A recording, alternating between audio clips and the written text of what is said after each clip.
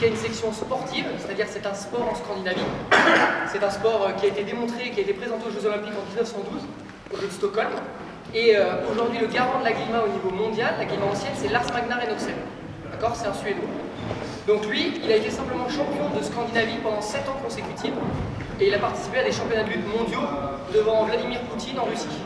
D'accord? Avec des lutteurs africains, des lutteurs mongols, tout mélangé. Donc c'est pour vous dire, la Glima peut se targuer d'avoir affronté d'autres luttes mondiales. Ok? Il n'y a pas de souci là-dessus. Alors la première chose à savoir, c'est que c'est vraiment une lutte physique et qui fait partie de la condition physique des vikings. Un viking, c'est pas « ah, je prends une hache, je prends un bouclier, je vais me battre ». Non, c'est pas seulement ça. Avant de prendre une hache, avant de prendre un bouclier, il a une condition physique qui lui est propre. Il est musclé, il n'a pas des conditions de vie que nous on a. Il ne mange pas de Kinder Bueno à 4 heures. Ok? Donc ça, c'est simplement pour vous dire que le viking se doit d'avoir une condition physique. Ensuite, qu'est-ce qui fait un viking? Un viking, c'est simplement un nom qu'on a donné aux Scandinaves qui venaient dans les terres franches, angles, saxonnes, d'accord, qui venaient nous envahir. Donc simplement, c'est leur nom qu'on les a donné, donc c'est des envahisseurs. Comment ils sont venus? Ils sont venus à la rame. Ils n'ont pas d'esclaves pour ramer, c'est eux qui rament. Est-ce que vous avez déjà fait tous du rameur? Oui. D'accord? Vous savez ce que ça fait 3 minutes de rameur à fond? Voilà. C'est juste pour vous dire, les premières batailles vikings ont été faites. C'est des batailles navales. D'accord? C'est des bateaux qui s'affrontent. Les gars, ils ont une condition physique de malade. Donc ils ont une condition qui est celle du rameur, celle du bûcheron, parce que pour chauffer, il faut du bois et tout le monde le fait, et celle du lutteur. D'accord?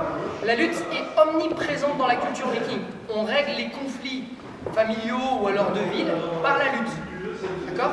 Dans le port des pêcheurs à Stockholm, celui qui va laver les latrines du port de pêche, c'est celui qui perd à la lutte. Ok?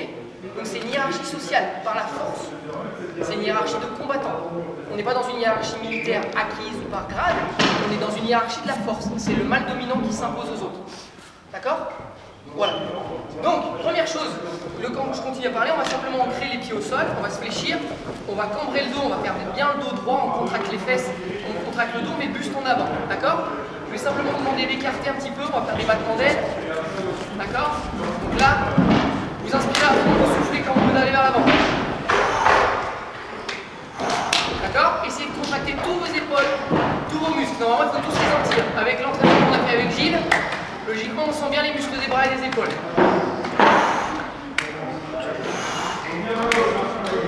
Ce qui m'intéresse, est-ce que vous sentez ici? D'accord? Là, normalement, quand vous forcez, quand vous expirez, vous sentez bien vos latéraux. D'accord? Ça, c'est très important.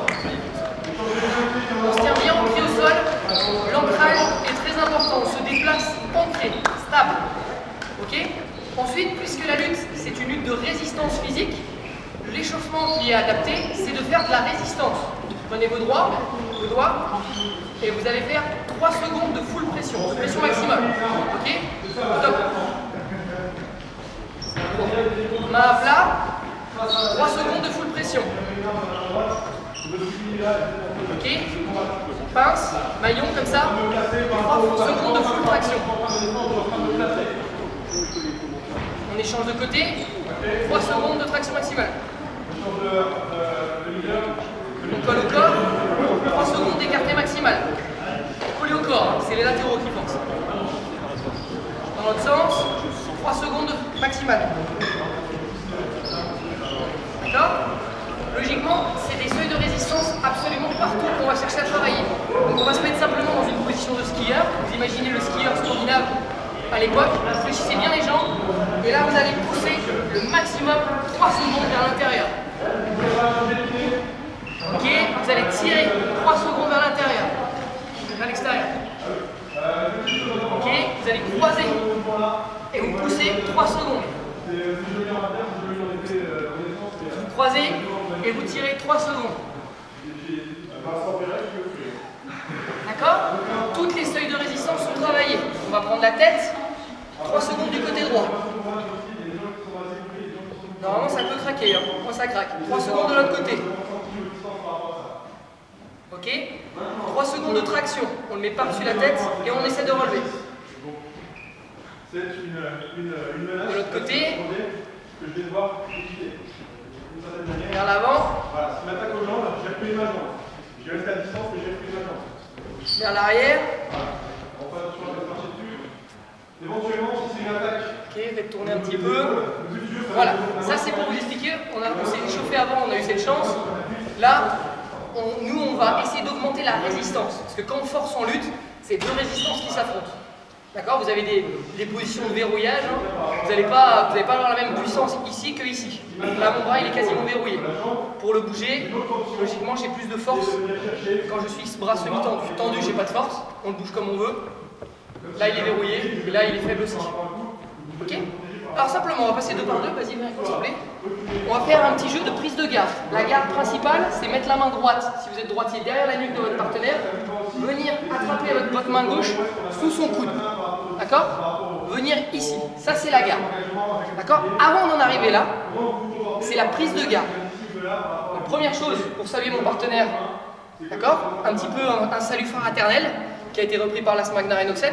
Ça symbolise, si vous voulez, tout ce qui va se passer dans le combat. En gros, ça reste aujourd'hui. On ne s'en voudra pas ce soir. D'accord? Si je lui casse un bras et que c'est dans les règles, pas de problème, c'était dans le jeu. Ok? Donc maintenant, le jeu, ça va être d'attraper la garde de l'autre. Là, j'ai ma première position, là, j'ai l'avantage par rapport à lui. Lui, il va devoir se défendre. Donc, je vous laisse et vous serrer la main au départ et à la fin, et essayer d'attraper la prise de garde. Et après, je vais vous montrer quelques techniques pour essayer de la conserver ou de la garder. Vous passez deux par deux et vous y allez. Je vous en prie. Donc, première chose, quand il vient attaquer, forcément, vous avez dû remarquer, si je mets le bras intérieur, il m'attaque. Si je glisse la garde à l'intérieur, j'ai simplement une garde inversée. Je viens chercher le blocage qui vient vers l'extérieur. Moi, je viens passer dedans et je viens inverser ma garde. Au lieu de la prendre à droite, je la prends à gauche et je la passe avant lui. D'accord? On recommence. Hop, on vient glisser, on vient saisir. Deuxième possibilité, bras bouclier. Je viens simplement faire un bouclier, je rabats par-dessus. Il revient, je fais un bouclier, je rabats par-dessus.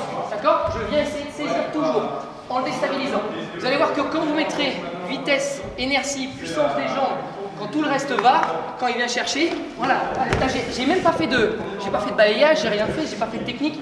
J'ai déjà déplacé, alors qu'il fait 5-6 kg de plus que moi. D'accord? Donc c'est vraiment une question de jeu de rapport de force. Et normalement, essayez de garder votre dos droit pour l'instant. D'accord? Plus vous serez comme ça, plus on arrive dans de la glima à la ceinture, plus elle devient sportive. D'accord? Glima à la ceinture, elle devient sportive. On n'a plus de vocation martiale et à tuer. Là, au contraire, je veux pas, voilà. Là, quand je me bats, je veux pas qu'il m'attrape, quoi. Je veux pas du tout envie qu'il m'attrape. Et lui non plus, d'ailleurs. D'accord? Après, il y a des techniques pour déverrouiller, attraper les jambes.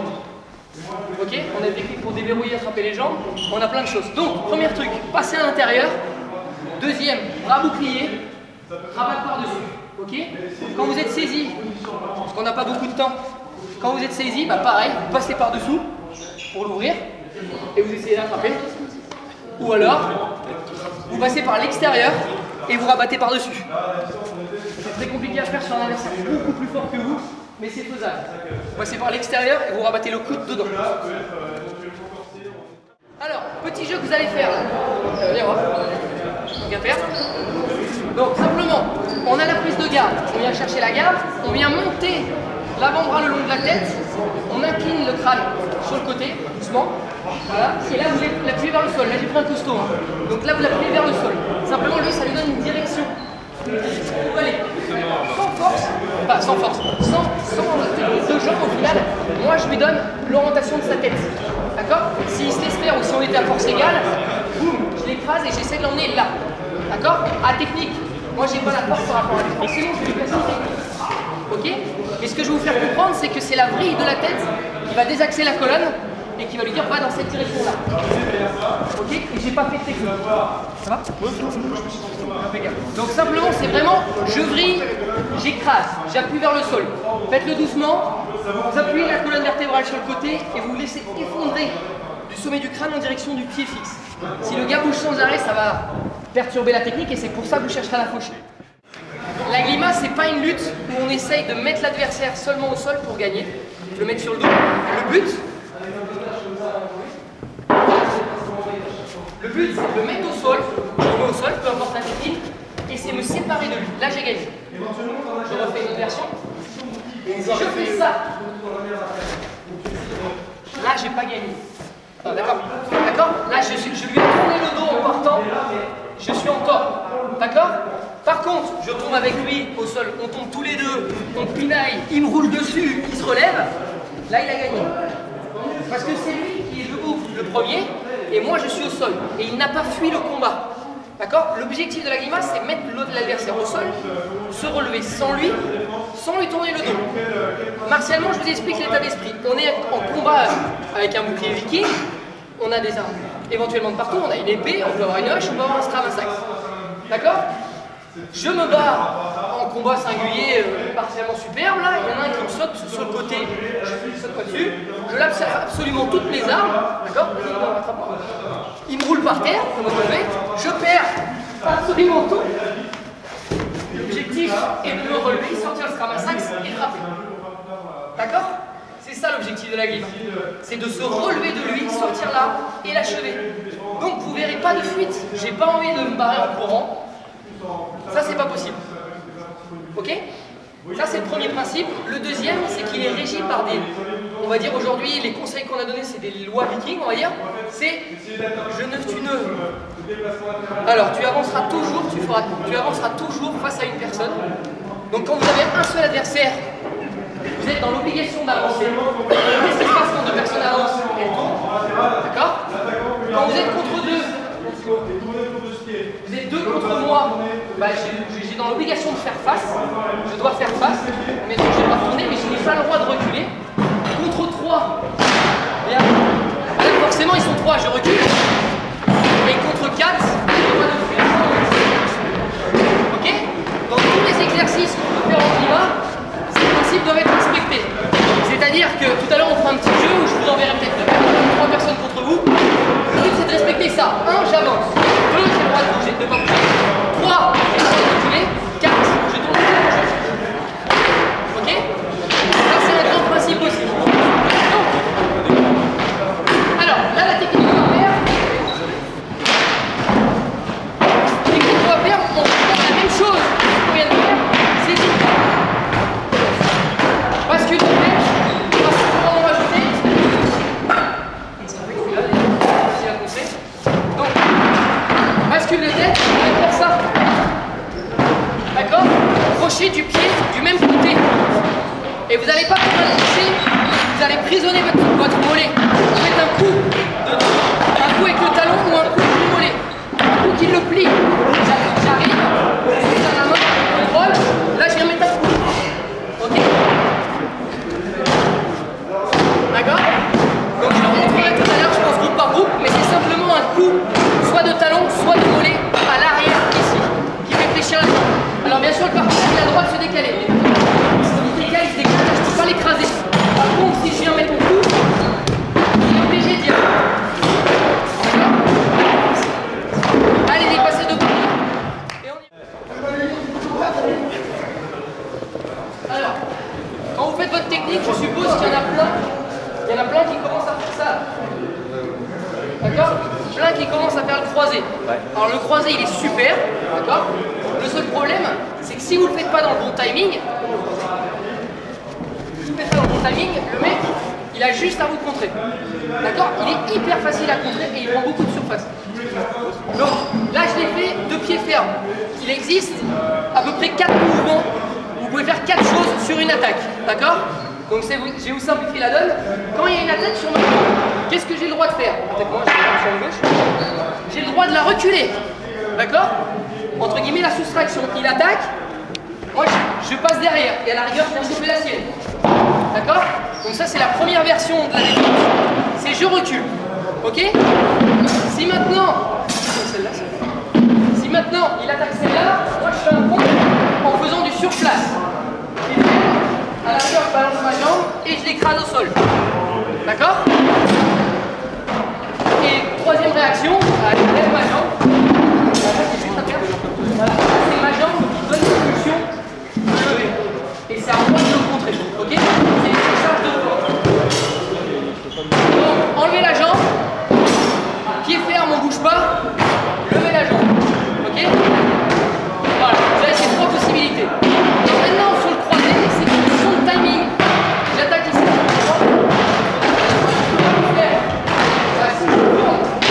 Et bah peut-être que je peux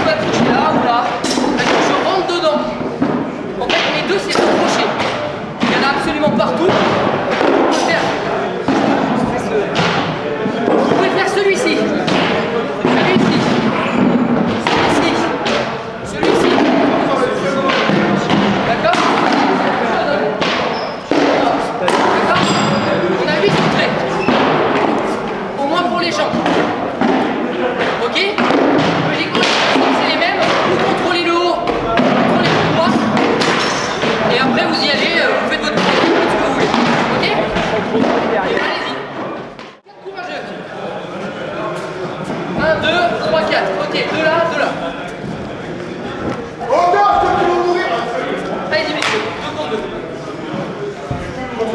Allez, on va mettre au sol. Bon, on est pareil. Je sais pas faire.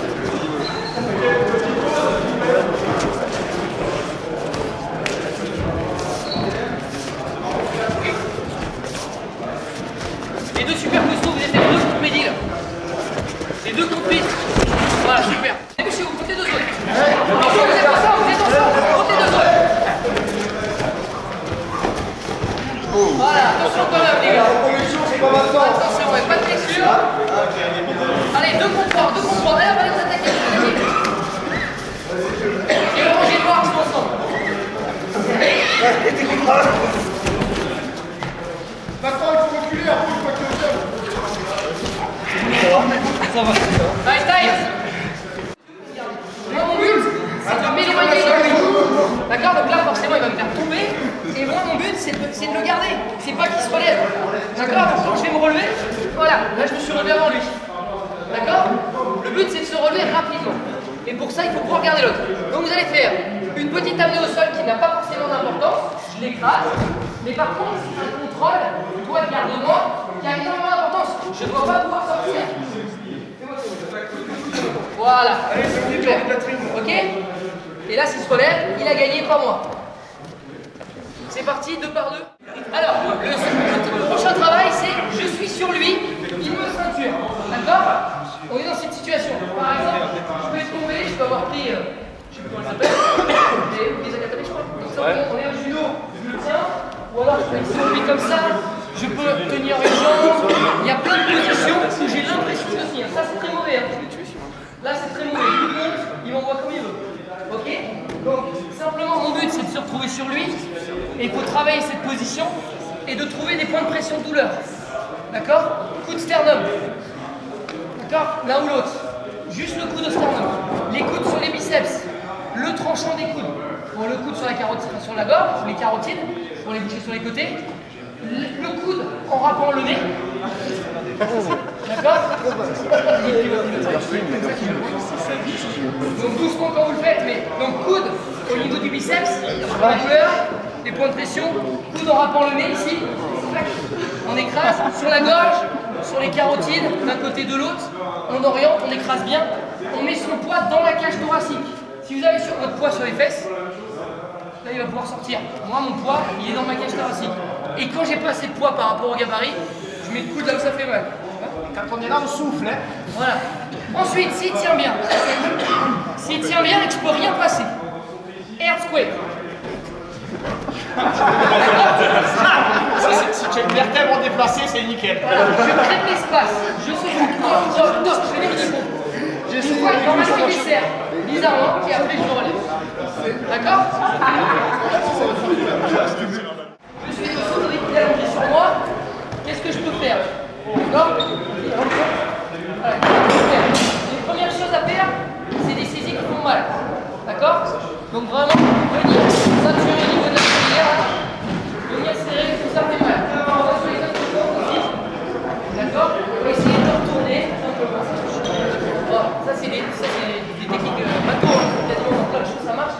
Mais ce que je veux vous rajouter, c'est vraiment les points de douleur, connaître les points de douleur, croiser, vraiment venir les chercher à écraser l'autre en arrière. Venir chercher à écraser l'autre, toujours dans un contact douloureux. On n'est pas dans un sport, là, à ce niveau-là. On n'est plus du tout dans un sport, on n'est pas dans un jeu. Donc, on est plus dans un sport. Et il y a tout ce qui est pensée tournée. C'est pour ça que je l'ai pris.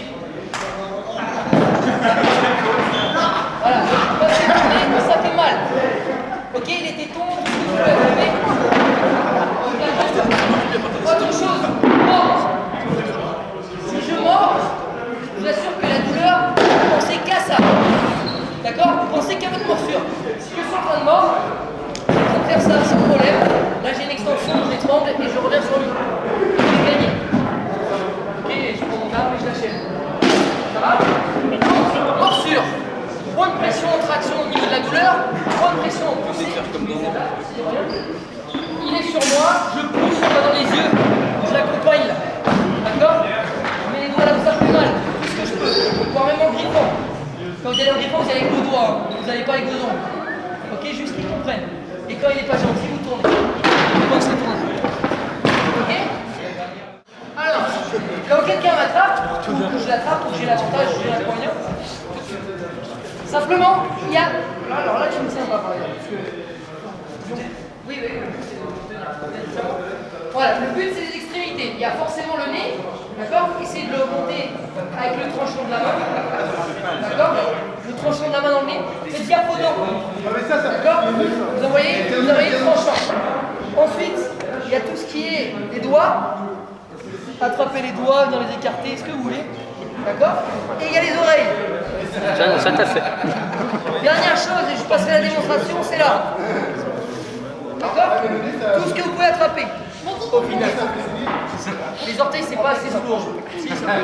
Le petit orteil, C'est moins facile à attraper. Pour le bras, et ensuite, viens voir s'il te plaît. Ensuite, il faut penser à une chose, c'est les jambes. Les jambes, c'est dans un corps humain le membre le plus puissant que vous avez. D'accord? C'est pas celui-ci, c'est vraiment les jambes, le membre le plus puissant. Donc, quand lui il a ses jambes, tant qu'il a ses jambes, il contrôle son poids. Voilà. Il contrôle son poids. Moi, mon but, c'est d'avoir le contrôle de son poids. C'est de jouer avec ça. D'accord? Donc, c'est vraiment, je vais me relever, je le contrôle. Voilà.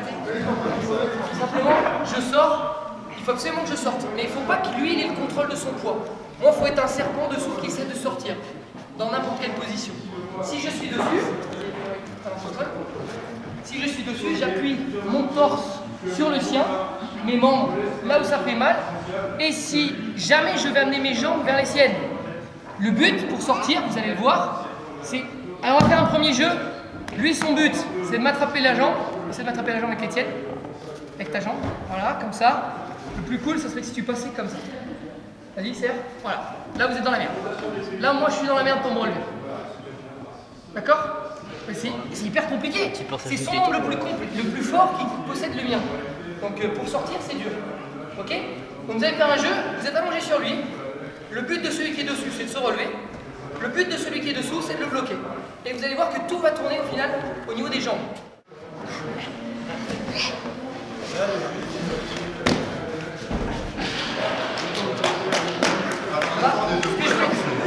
Ce que je voulais montrer en fait, c'est quand vous essayez de vous relever sur le côté de quelqu'un, c'est hyper dur. Il a ses membres les plus forts qui sont là, il peut vous attraper.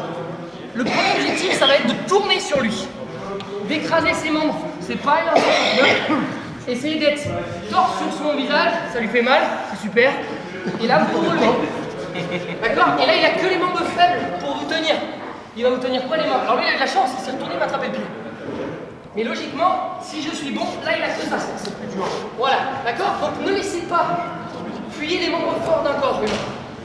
Ok? Tournez sur le corps, mettez-vous à l'opposition en 69 écarté.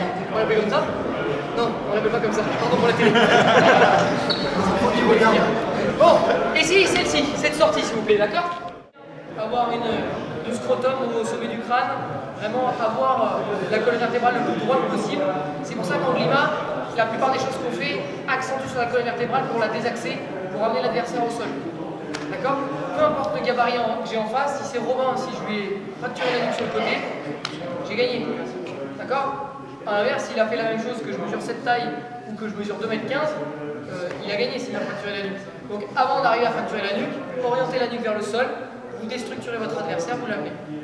Un adversaire bien droit, bien correct, il est sur moi. Ok? Voilà, moi en tout cas c'est fini pour la télé Glima d'aujourd'hui.